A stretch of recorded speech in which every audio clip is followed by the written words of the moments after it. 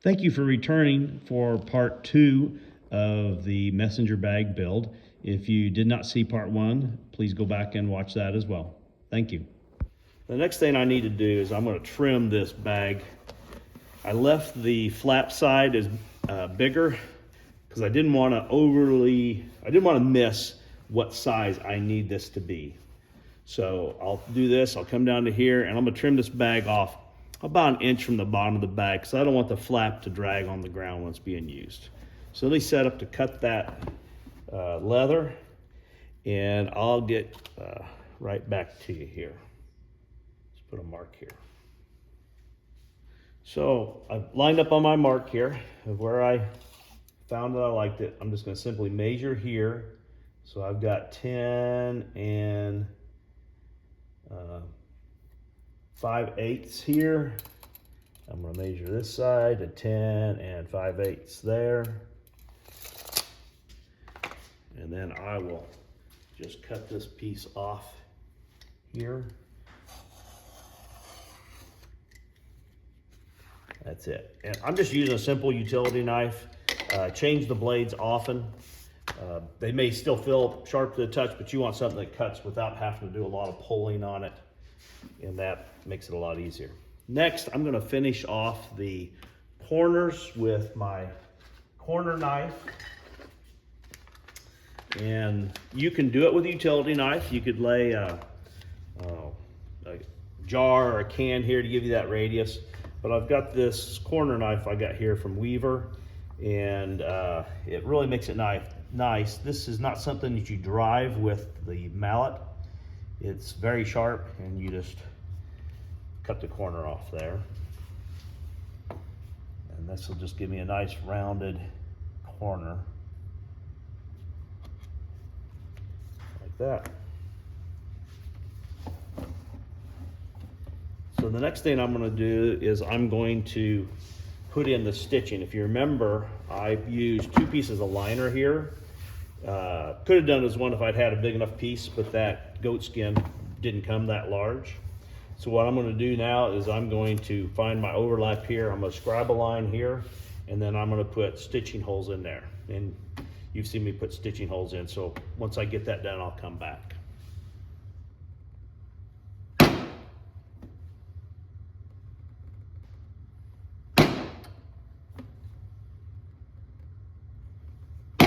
I've got started here, and I'm going to do the stitching. This is where that liner lined up the second piece on the inside of the bag. So once again, this is more decorative on this side than functional. It does help hold that one little spot down. So I switched back from the 0.8 to the 0.6.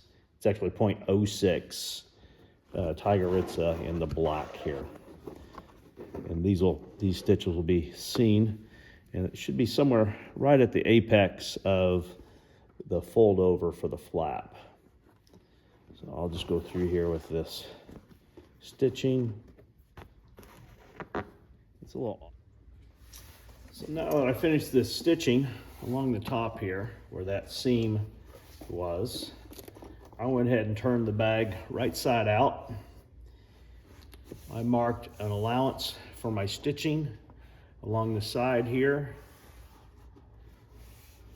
Then I followed that up by cutting a 1-inch strip of the goatskin leather, and I'll put stitching holes along the edge of that, and then that will get installed. I've already started along this side.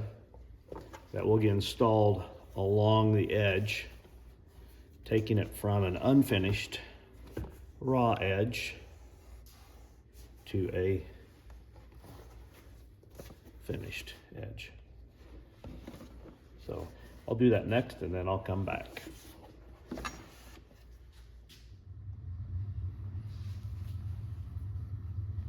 thought I'd show a little bit of video on putting this binding on. It's a little bit of a challenge. You have to line up the 3 layers to get through there. It gives a nice finished edge, but I have to line up this hole here with the hole in the body of the bag, and then the liner on the inside. I'm using a dull pointed needle so that it doesn't catch on the leather as much.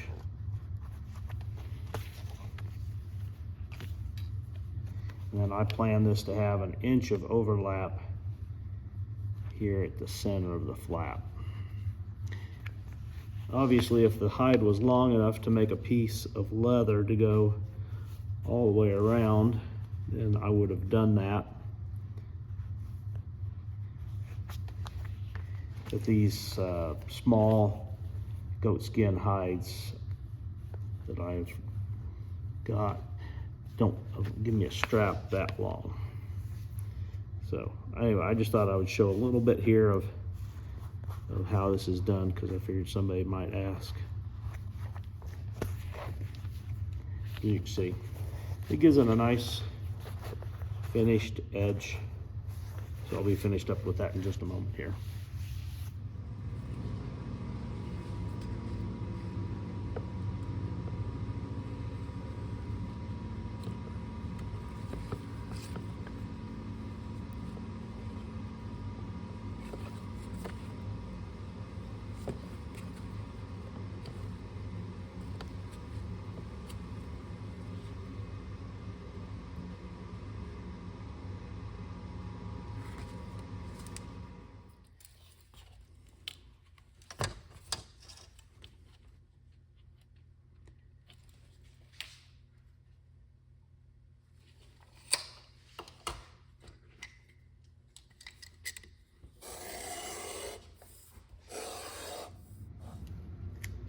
These two straps, I've got some veg tan leather dyed to blue, and then I've got the brown, which is the body of the bag.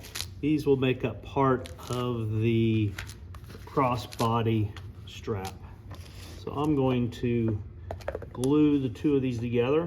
I'm going to put contact cement on both pieces, and I will put a coat on, let it dry, and put another coat on both of these so that it's going to have the best chance of staying as one piece when put together. So I'll do that, and I'll get back to you on the next step in the process. Now that the glue, contact adhesive, has tacked up on both sides, we're going to apply them together, and then I will trim off the excess of the liner on this belt strap. I'm going to seal this strap. This will make up the crossbody strap on the messenger bag. I'm sure the strap looks pretty much black on camera, but it is definitely blue, and it'll lighten up a little bit after this sealer has dried, and it'll help seal and protect the brown, which matches the bag cut from the same. It's a little darker here, but it'll help seal it from the oils of being handled. And this is just the first coat of sealer that I'll put on this in the process. The crossbody straps for the messenger bag, I've decided to put a gunslinger pattern on it, and I'm using this template here. It's Tandy Pro, but it's from Maker's Mark, and I traced down one side of it, and now I'm going to trace down the other side, and then that will give a nice pattern for me to stitch in. I have to decide how prominent I want the stitching to be. Part of that's going to be dependent on the person that it's for and how flashy they want it. Once I've traced the gunslinger pattern onto this crossbody strap, then I'll use my stitching chisel to work my way down. And on these short runs, I will just equally divide the space for the stitches, and I just one hole at a time. Then on these longer ones here, and especially on a curved, I'm going to switch. On this one, I'm going to use the 2 chisel tool because it follows the curvature without making flat spots. And it's not taking a bunch of effort to drive these holes in here, since this crossbody strap is not nearly as thick as a traditional belt of mine.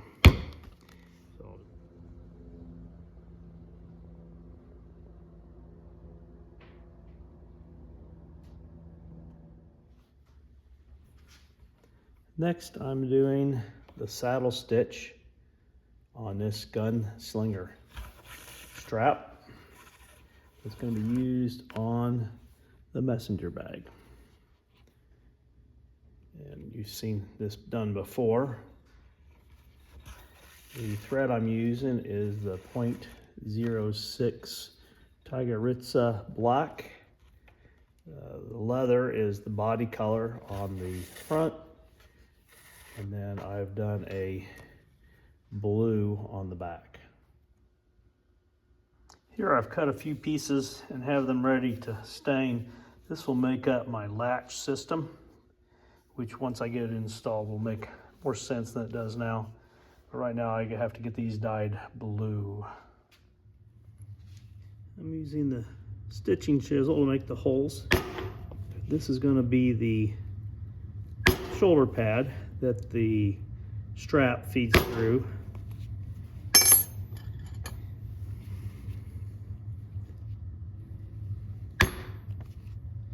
And I do this before I dye it, and I find that the dye ends up a little darker along the edge when I do this than in the center, and it kind of gives a nice two-tone effect or aged effect to it.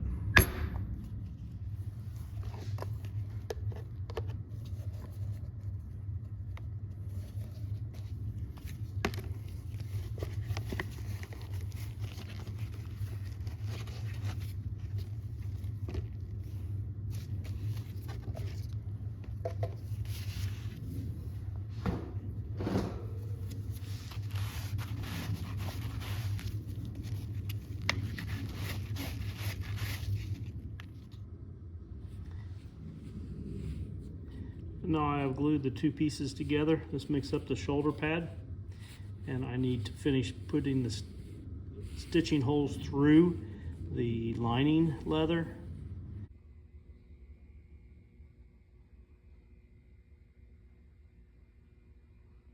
Here I have attached with double-sided tape the closing mechanism on the outside flap of the bag. I'll now saddle stitch that in place. Once I have that done, then I will make a hole through the bag body. This will complete the flap part of the closure.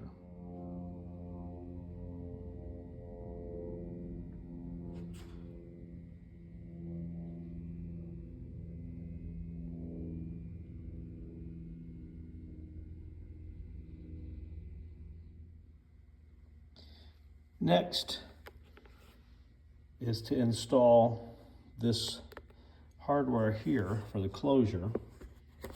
And what I did was I brought this down as far as I thought it would go on a pretty much empty bag. And that's where I put this bottom ring. And then I moved it down about 1/4 inch because I figured the bag could pull up a little bit off the bottom here.